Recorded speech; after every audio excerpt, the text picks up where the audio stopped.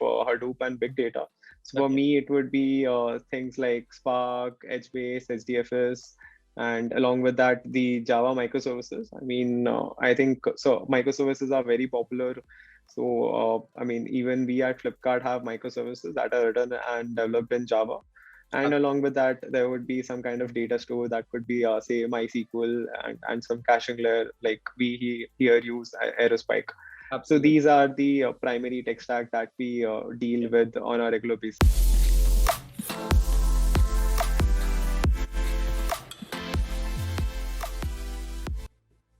Hello, everyone. Welcome back to another series of podcasts. This is Chandan Palwar from Grow Junction. I welcome you all to one of insightful software development engineering focused podcast that is again powered by Grow Junction. Today we have a professional working as a software development engineer too at Flipkart company with us, Mr. Abhinav Gupta.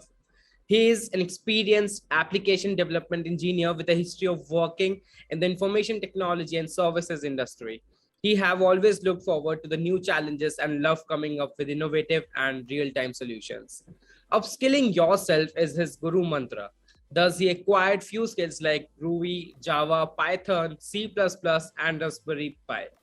He is a strong engineering professional with a Bachelor of Engineering from BITS Pilani, Goa Campus, one of the prestigious institute in engineering domain.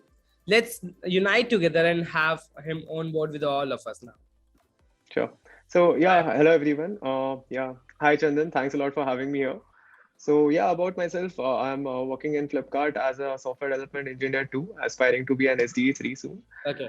So that's about myself. So yeah, Okay, so like before we move further, so you just said that you are working as a software development engineer too at Flipkart. What is this exact numeric digit here, like 2, 1, 3? So is it like once you climb in the career ladder, the numeric digit rises, or what is it about?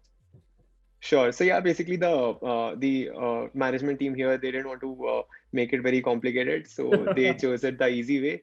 So Okay. as you grow, we have designations like SD 1, 2, Yeah. 3, 4, after which you become a technical leader, or you can call it an engineering manager. And then you can either choose the managerial side or the architecture side. But yes, Okay. these are based on levels, and the freshers are usually start with the SD1, Okay. and SD2 onwards, it is the senior software developer basically. Okay. So, Bina, what would be the time frame if an a common man must estimate few of the things like a graduate from in a decent college like BITS Pilani?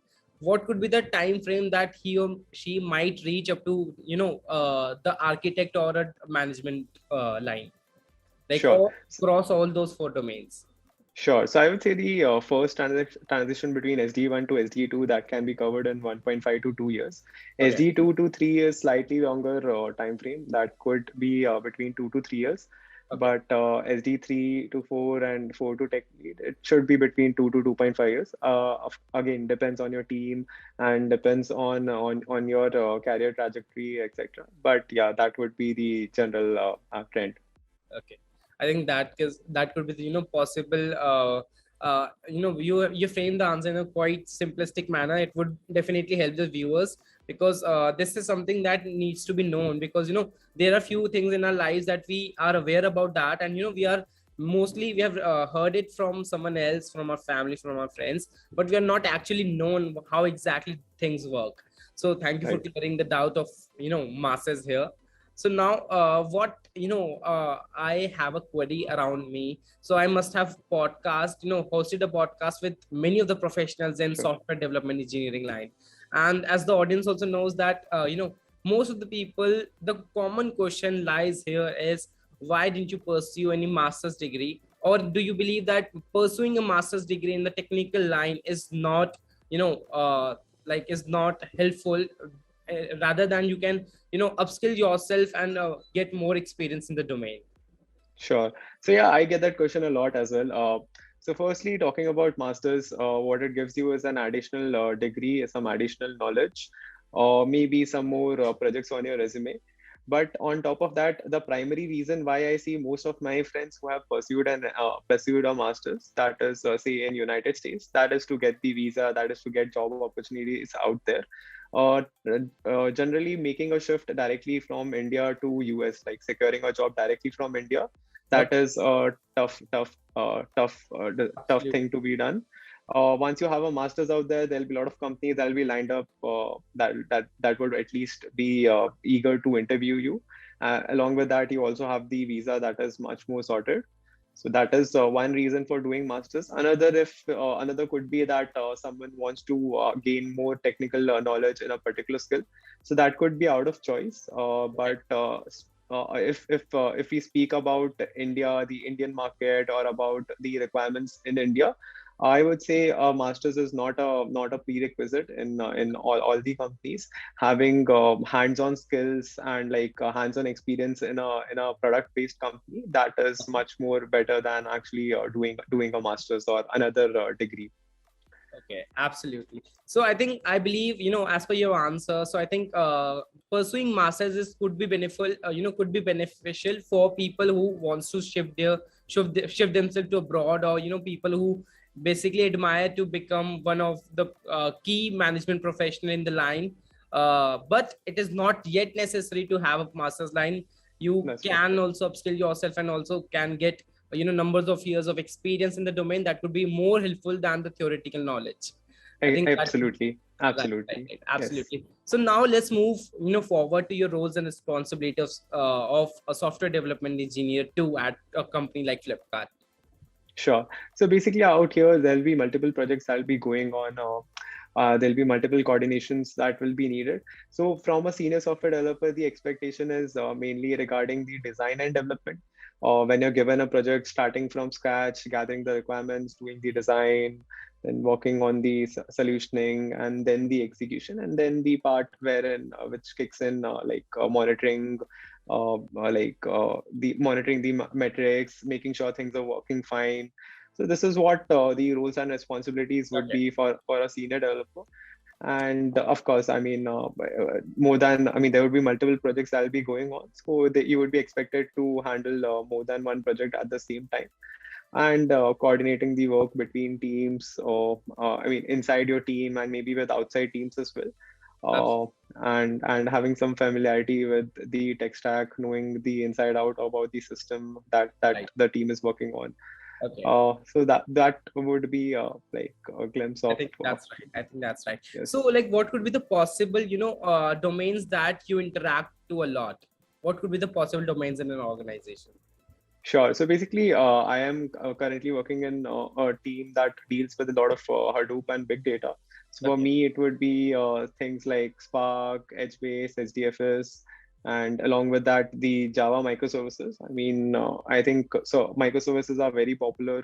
So I mean, even we at Flipkart have microservices that are written and developed in Java. And Okay. along with that, there would be some kind of data store that could be, say, MySQL, and some caching layer like we here use Aerospike. So Absolutely. these are the primary tech stack that we deal with on a regular basis.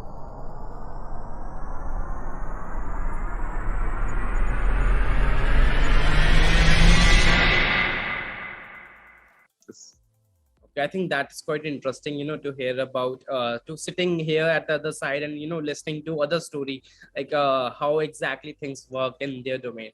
So I think that could be an opportunity for me even to have this opportunity to host a people or a professional like you today. Sure. So That's fine. yeah, my pleasure. So moving forward, like I sometimes, as we all know that in the recent years, like maybe 5 6 years back, there was a sudden hype in the in the history that was digital marketing. So in the digital marketing, like people were introduced as the web developers, web like they were handling the app development part and everything. So how does a software development engineer differentiates himself or herself from a web developer? Sure.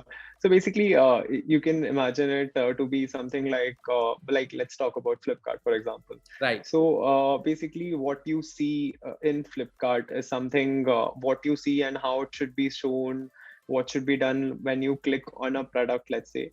These things are mainly handled by a web developer, the overall framework and the overall, I would say, like front end and the UI.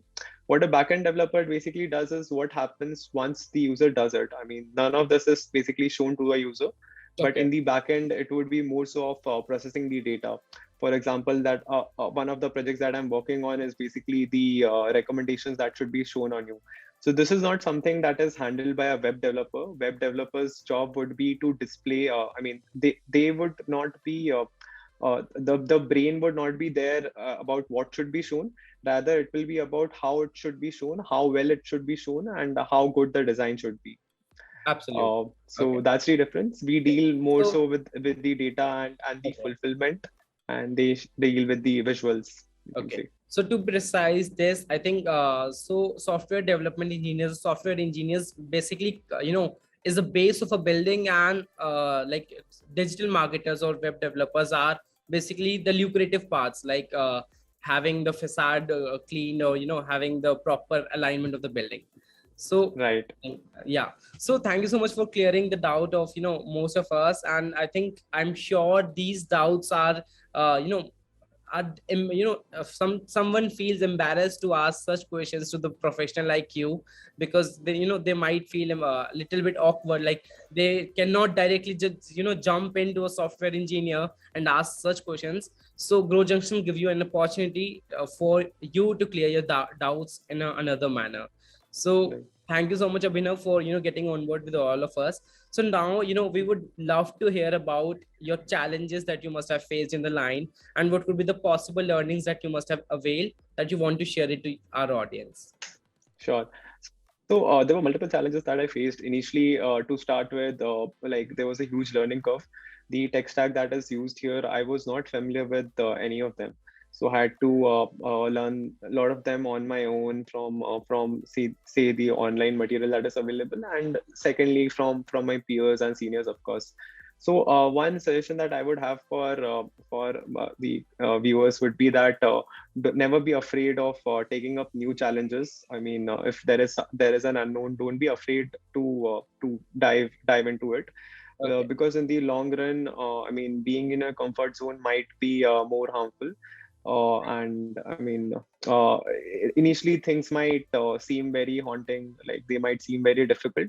But once you spend some time on it, and once you have the right guidance, you should be able to clear that ball basically. So I would say don't be afraid, and that would be my motto. Right. Yeah. I think that could be the possible advice that any guru even will be giving to you. So he's a Right. working professional, and it was not expected from him. Although he said it $1 million advice to most of us.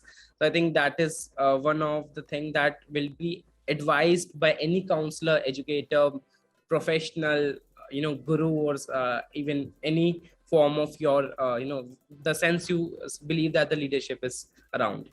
So now, Abhinav, like most of the people who must be watching this video must be either, aspiring to become a software engineer, or they must be pursuing their software engineering.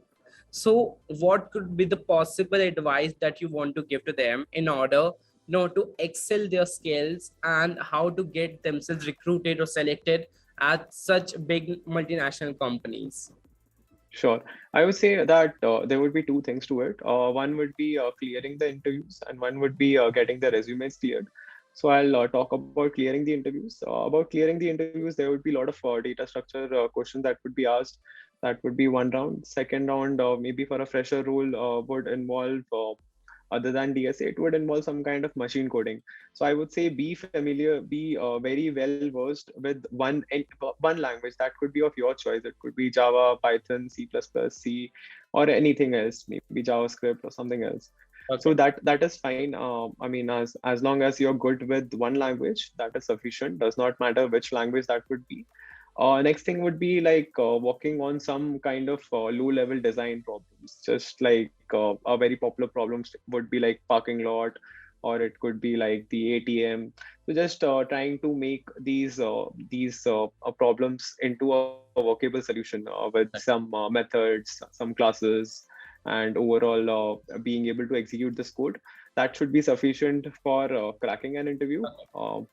In terms of getting your resume shortlisted, I would say there should be a relevant set of skills. and some kind of relevant experience, maybe in terms of the projects that you have done or the kind of experience that you have currently. In Okay. terms of projects, there are plenty of them available online. Like anything, like a basic thing could be like writing a microservice or writing a service using Python, Flask, and MySQL. Right. And then, other than just getting into the code, understanding why MySQL would be suitable and what are the advantages of a particular framework as opposed to another framework. So, understanding the why part as well. I mean, most of the time people focus on the how part, like how a particular thing should be done. And if you ask them like why Python or why MySQL, they have no answer. They say that, Absolutely. all right, we heard about it, so they used it. So Absolutely. focusing on the how and like the what and why these things are also very important. Very well said, Abhinav. I think, I must appreciate your words, your experience, your insights that you must have, drawn from the experience that you served at such companies. So that is 100% commendable in, your part here. So thank you so much, Abhinav, for getting on board with all of us. And it was a great time, hosting a podcast with you and getting educated, like getting most of the people educated in many terms. So thank you, Abhinav, for like My pleasure. podcast. Sure. Absolutely my pleasure, Chan. Yeah. Yeah, see you there. Sure. Thank you so much. Bye.